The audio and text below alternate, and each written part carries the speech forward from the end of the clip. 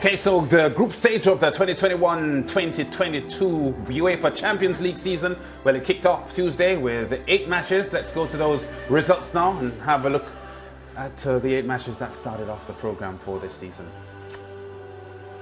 As we said at the top of the show, Man United were beaten today by the young boys of Switzerland. They went ahead through a Ronaldo goal, did they, Manchester United, but they were down a man, and with 10 men, the Swiss young boys got through to a 2-1 win over them. The biggest shock of the day coming at the Wangdorf Stadium in Switzerland, where the young boys rallied to, as I said, defeat the 10-man Manchester United by 2-1. Ronaldo scored for United in the 13th minute, but Aaron Wan-Bissaka saw red in the 35th minute.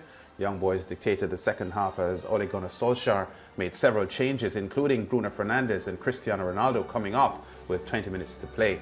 And our football correspondent from Trinidad and Tobago, Brent Sancho, who finds himself in England at the moment, joins us now. Brent, to boot, how do you assess what happened? Fans, a disappointing result, albeit artificial turf, always a difficult surf, and young boys certainly showed that today.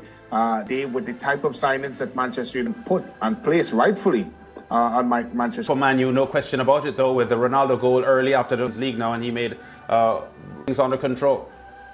Yeah, they were certainly under control. Ronaldo, you expect 25-30 first came to Manchester United, but what goal scorer, and that's what Man United have been lacking. For 3 goals in the last 2 games for him. What Manchester United lands, and it continues to. Again, for Manchester United, I felt if you even down to 10 men, if you have a quality middle of the park for Manchester United, it is their biggest challenge. And speaking about that, also a lot of fingers will be pointing to Ole Gunnar Solskjaer, of course, the substitutions that he made and the time at which he made those substitutions. Do you have any issues with those? Yeah, look, I do think that he will have to take some blame. I think it was smart of him to go to 3 at the back, obviously with the aerial threat that young boys possess.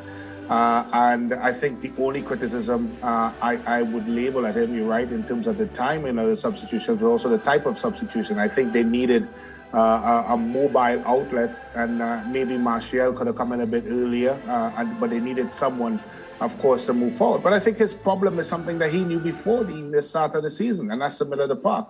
There's no way you can tell me that players of that caliber cannot possess the football. And I'm very sure if it was Manchester City down to 10 men, because they have players in the middle of the park that are very capable of possessing the ball for long periods, I would have killed the game off. I would have won that football game. So Manchester United, although they still think they're struggling, and the struggles will remain throughout the season, is and will be in the middle of the park. Yeah, Brenton, can you walk us through that 95th minute mistake by Jesse Lingard? At a point, they weren't able to share the points with young boys. Yeah, it's unfortunate for Jesse. I think he won game against Andorra live at Wembley, and I thought he was outstanding there. And he's been performing well. He performed well last season with West Ham, and I think he was doing well. And from him in terms of trying to make a back pass from that area of the pitch. Very ill-advised, and something I wouldn't have done. I would have probably, but it's unfortunate. But I think, as I said, Manchester United problems came long time of the game because they allowed young boys to continue to come wave in, wave out and attack simply because they did not possess the ball throughout the game, and they weren't able to kill off the game attack. And I do think that teams will come there, Sevilla. Villarreal, and of course, especially playing on the artificial turf. But I think Manchester United, with the type of caliber players that they have, should have gotten a result tonight, Mara. Yeah, well, Brent, there were 2 games live on SportsMax 2 at home to the Red Bull Salzburg, and that match had 4 penalties, but ended 1-1. Let's look at the highlights. Abiyabi set. And puts his attempt wide. What's the outcome going to be this? The first half of 3 penalties, 1 missed by Adeyemi, and now 1 missed by Sukic.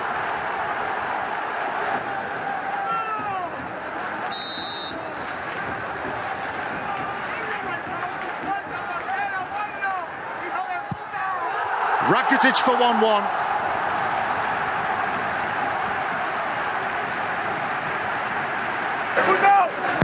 In by Sivalt. All punched almost into his own goal by Bono. And what a chance falling up for Sole.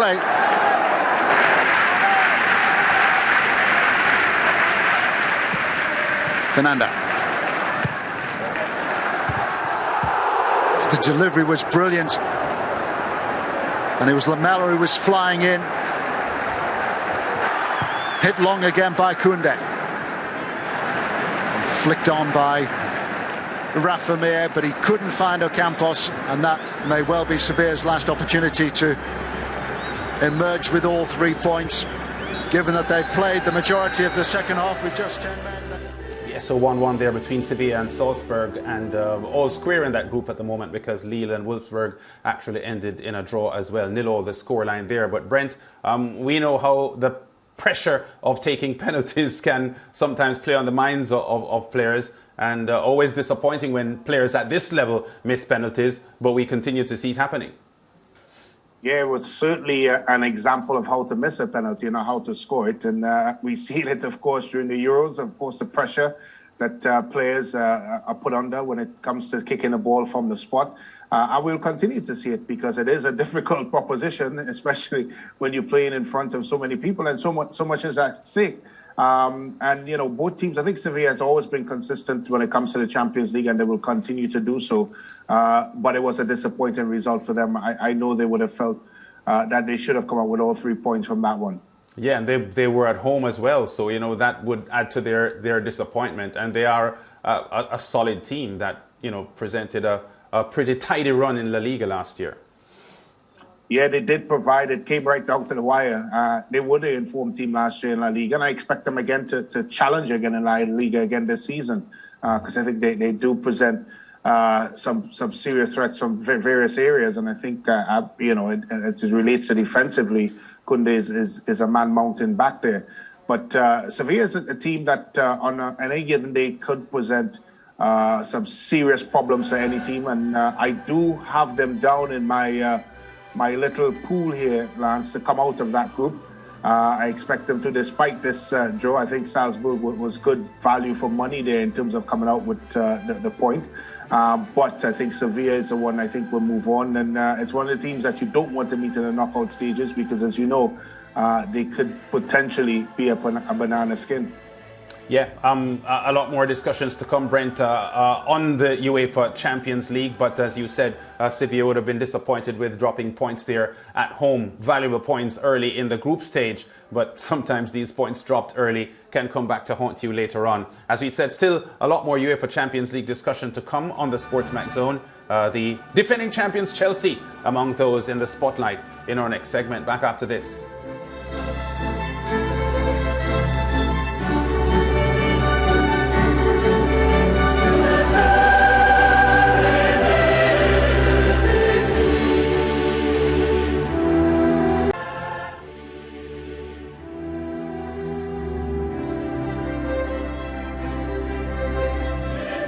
Welcome back to the SportsMax Zone.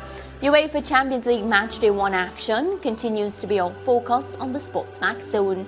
We turn our attention to defending champions Chelsea, who started their campaign against Zenit St. Petersburg at Stamford Bridge. We have those highlights. Kovacic for Azpilicueta, in towards Lukaku.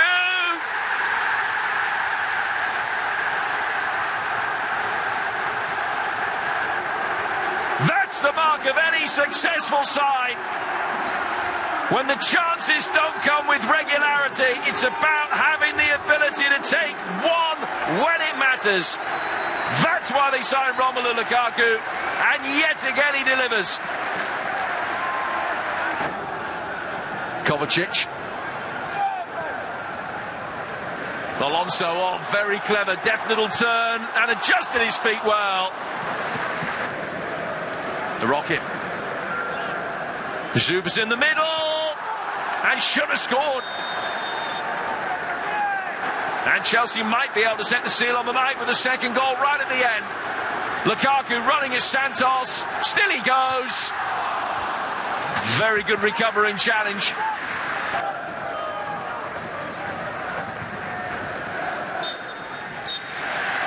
Chelsea off to a winning start in the defence of their Champions League crown.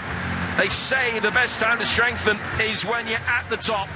Thomas Tuchel did exactly that with the acquisition of Romelu Lukaku, and it was his header 20 minutes from time, his first goal in a Chelsea shirt in the Champions League, that continued this wonderful vein of scoring that he's had since his return to the club. Brent Sancho, our football analyst, is still with us. Brent, what did you make of Chelsea's start to the season? Well, the defending champions has certainly laid down a marker, Mariah, and it's a good performance, a solid performance. It's what you expect in the early stages of the Champions League. I think they struggled a bit in the first half to break down a very disciplined and resolute Zenit side, but in the second half, again, and the reason why they brought Lukaku to Chelsea, he was able to break the deadlock against a very stubborn defensive team, and it's a type of goals you would expect to see from him, and it's a type of goals that would propel them to where they want to go, and that's, of course, in the defense of the Champions League trophy that they won last season. Definitely, and despite the fact that, Chelsea really had to work for that win against Zenit today, because it wasn't going to be a walk in the park for them, do you get the sense that Chelsea always finds a way to overcome their opponent, and very soon we might be talking about them as the complete package? Yeah, they're getting there. I think, viewers need to understand that Champions League football is constantly evolving, which means that they're going to be very difficult games. There's no easy team in these competitions. The ones that have qualified would have been at the top of their domestic competitions, respectively, across Europe. There's more money in the game, which means teams are signing better players. So the level of competition is certainly rising. Chelsea has done the right thing. They realized that they had their challenges last season as it relates to scoring goals. Timo Werner, of course, one of the main culprits when it comes to that. And they would have felt that they found the right man in Romelu Lukaku, to give them that edge. What we know about Chelsea, Mariah, is that they're very good defensively. They're very well organized under Thomas Tuchel, and they have a very good idea as to what they want to do. And of course, bringing in a goal scorer to the mix will certainly make them one of the favorites to lift the trophy at the end of the season. Yeah, Brent, a little bit more on the Lukaku issue here. He's like 6'2", 220 pounds. If he was a boxer, he would be a heavyweight. Not my kind of player, quite frankly, but he does have an unstoppable feel about him when he enters the box, doesn't he? Yeah, he does have an unstoppable feel, and a lot of it is down to his movement, which has always been good, Lance. His movement has been good. I think sometimes, particularly with his stint with Manchester United, when he's not playing with a type of confidence, like most players, he would show some of his deficiencies. His touch, of course, one of them, that of course speaks volume. But certainly, what we've seen from him so far in terms of his movement, his appetite for getting on the end of balls, and of course being that target man that Chelsea needs, that is exactly what he's brought to the table. And more importantly, Lance, he's scoring the chances that Chelsea were missing last season, which would have seen them drop points in the Premiership, and of course give them some difficulties during the Champions League, albeit they won it at the end. Mm-hmm. But this seems to be a lot more confident Chelsea team that we've seen last season, and a lot of it is down to the fact that Lukaku is scoring goals. Yeah, the margin of victory 1-0. Would they be satisfied or disappointed with that? The other Group H match saw Juventus defeating Malmo by 3-0. So Chelsea, based on goal difference, are not top of the table after day one. I think the exercise when it's at this phase of the competition is really to collect 3 points every time that you take the field. Yeah. Goal difference doesn't really matter so much because the objective, of course, is to come out of the group stages. Yes, of course, as we know, if you are second place, you may get a lot more difficult draw in the competition. But I think when you would go into a knockout phase of any competition in football, you are expected to beat the top teams and to move on to win a championship. So for Chelsea, it's really down to, of course, points on the board. And of course, it goes back to the situation with Manchester United. I think they'll be bitterly disappointed. Of course, the fact that Atalanta tied with Villarreal may give them a bit of some sweet with the sour. The point is that when you are in this phase of the competition, it's about collecting as many points as possible and, of course, moving out of the group stages into the knockout stages. Well, also on Tuesday, Barcelona, playing their first Champions League game since Lionel Messi's departure to PSG, took on Bayern at the Camp Nou. And here is how that one unfolded. And off we go. A little touch from Sane. Here's Müller. Oh, it's in! Bayern lead, it's been coming. 33 minutes gone. Thomas Müller puts them ahead. Davis. Deflected. Musiala. Oh, hit the post. And in from Lewandowski. And that's what he does. Hardly had a touch of the ball. But there you are. The penalty box predator waiting to poach. Here's Gnabry. Oh, a cushion finish that would have been a brilliant goal. Lewandowski, so cool. Lewandowski, so punishing, so clinical. Lewandowski again. Barcelona 0, Bayern Munich 3. Mingueza. A night of torment ends for Barcelona, Stuart. Well beaten here by Bayern Munich. Absolutely. Bayern Munich from start to finish were better in every department. It was only a matter of time before they scored that first goal. And after they did that, it was difficult for Barcelona. They couldn't get near Bayern Munich. Bayern Munich are a very good side. So Brent, Barcelona, 0 goals, 0 shots on target. Of course, 47% possession. They've been sitting back, a counter-attacking style. Not the same Barcelona that we've been used to. Yeah, certainly not the same Barcelona that we're used to. The Barcelona post-Messi, of course. But we saw this deterioration even when Messi was there. We saw this type of performances. We saw, of course, a Barcelona team that sometimes when they play against some of the more fancy teams in a competition, of course, imploding and sometimes even humiliated in some instances. So the result is not surprising whatsoever. There's absolutely no one that follows the sport and would have Barcelona in any conversation as it relates to winning the Champions League. And they may not even have them in the conversation of winning La Liga. And that's a fact because they're going through a rebuilding phase. There are some very talented young players within the squad. But I think for where they are right now, Barcelona would be happy to come out of this group more than anything else. But to compete with the likes of Bayern Munich, who are one of the favourites to win the Champions League, maybe just a bit too much to ask. Yeah, and just a bit more about Bayern Munich, how they look today, and what can we expect from them for this year's Champions League? Look, they're seasoned campaigners. They've been there, done that, worn the T-shirt. They're easily one of the top teams in Europe, and they will be there and thereabouts when we're talking about the quarter-final and semi-final stages of Champions League football, because that is what Bayern Munich brings. They've been consecutively good. They're a well-oiled machine, of course, and they bring together these sorts of professional performances that would annihilate any basic to average team that comes close to them, and that's what they're about. So I expect them to be there and thereabout. They've shown some signs of sluggishness in the Bundesliga, but this is Bayern Munich's competition. They've been one of the most consistent team in this competition over the last 5 years. So I expect them to challenge, and I really do expect them to have a say as to what happens with the Champions League trophy this season. All right, so let's take a look now at the full results. How is that looking? All right, so earlier today, that draw between Sevilla and RB Salzburg, we had Young Boys overcoming Manchester United. No goals in that match between Lille and Wolfsburg. Of course, a 2-2 draw between Villarreal and Atalanta. Chelsea overcoming Zenit. Juventus beating Malmo 3-0. Bayern Munich overcoming Barcelona 3-0. And no goals between Dynamo Kyiv and Benfica. Well, 8 more matches will be played on Wednesday to close out match day 1.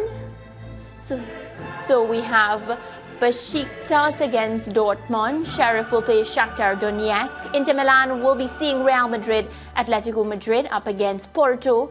Club Brugge, they'll be seeing PSG. Liverpool play Milan. Manchester City facing RB Leipzig. And Sporting against Ajax. Brent, some mouth-watering matchups. What do you have your eye on for tomorrow? It's got to be the Liverpool-Milan game for many, many reasons. Of course, the game being in Anfield would be an electric atmosphere at Anfield as expected. And of course, against a Milan team that could spring a surprise or two. I must admit, Mariah, I watched Liverpool over the weekend. and they are certainly showing signs that they're coming back into their own, the Liverpool team that we know and love, and of course would have captured the Premiership. So I expect big things from them, and again, they are one of the teams that you expect in the conversation as it relates to Champions League football and who should win the trophy. And I do expect AC Milan, buoyed by the never green Zlatan. I expect them to give him a run for their money. So look, it's a cracking game, and it's a game that I think certainly would have the tails wagging and the mouth watering. Brent, what about PSG? No excitement there? I think that's a standard one. I would have a bit more excitement when they actually have some sort of competition. But no, I think PSG, it's a team that is probably everyone's favorite to win the Champions League because they have actually strengthened in every single department, which is almost humanly impossible when you talk about transfers and teams bringing in players, and that's what PSG has been able to do. So it's very difficult to see any team that could compete with them on paper. But as we know, and I always say, you don't win football games on paper, but PSG has a formidable squad, and I really look forward to seeing them in the latter stages when it really counts, Mariah, against some of the top opposition in this competition. Well, Brian, thank you so much for your time, and I'm hoping to connect with you again tomorrow when we have those remainder of the matches. Thanks, Mariah, and of course, enjoy the rest of the show. You too, thanks. All right, so the Home of Champions will have 2 live matches on SportsMax 2 on Wednesday. We'll have 3 live matches, and you can join us at 11:30 a.m., 12:30 Eastern Caribbean time for Besiktas. Of course, they are playing Borussia Dortmund at 2 p.m., 3 Eastern Caribbean time. Then we have Club Brugge against PSG and Manchester City against RB Leipzig. Is it because my tone? Yes.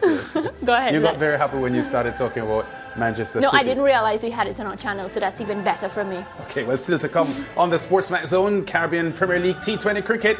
Semi-finals on today. The St. Lucia Kings defeating the 2020 and 4-time champions Trinidad Tobago Knight Riders.